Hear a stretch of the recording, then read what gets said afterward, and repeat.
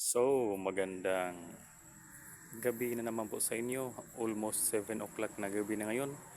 Andito pa rin ako sa school na kung saan po ako nagtatrabaho. This is our guardhouse. Walang tao. Dahil umuwi na po sila kasi almost 7 o'clock na nga ng gabi. Yung guard may pinuntahan lang saglit. Ako lang munang naiwan dito kaya nakapag-vlog muna ako. At dito naman po ang aming biometric area.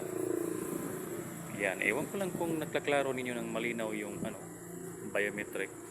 Tsaka ito naman po yung bag ko. May logbook dito. So yun. At dito po muna ako for siguro mga ilang minuto na lang, siguro baka babalik yung guard kaagad. Kasi may pinuntahan lang, may binili lang siya saglit. So temporary ako naiwan dito sa school. Kaya nga ako naka-chance na mag-vlog lang muna. Kunting update lang po dito sa channel habang wala pa po ang guard. So hindi talaga ako nagkaroon ng chance na makapasyal doon sa isang dako nitong building, nitong compound, nitong school. Actually, medyo malaki-laki talaga itong school na ito. Yan. Okay, dito tayo. Mas malaki-laki talaga yung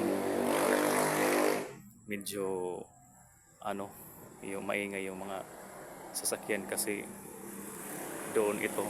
Gate na kasi ito dyan. So, this is just a temporary video dito sa channel. Pasensya, medyo nauutal tayo sa Tagalog. Medyo malaki-laki itong compound ng school doon sa may kabilang dako, pero hindi ko pa na-share din dito sa channel ko. Pero one of these days, pupuntahan ko yan. Para magkaroon ng clear view. Pasensya, medyo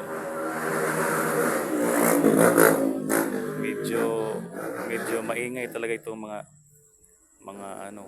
dumaraan dito na mga motorcycle kasi itong guardhouse kasi ay katabi lang ng kalsada mismo. So okay, this is just a little update dito sa channel. Baka ilang araw ay makapag-upload na naman ako ng mga videos namin sa choir at saka sa rondalya. Oo, may choir na akong hahawakan. Baka mag-audition kami by next week upon uploading this video. So yun lang po, di ko na lang muna ipapakita yung face ko sa inyo. Basta dito lang po muna ako dito sa school. Hinihintay ko yung guard na bumalik.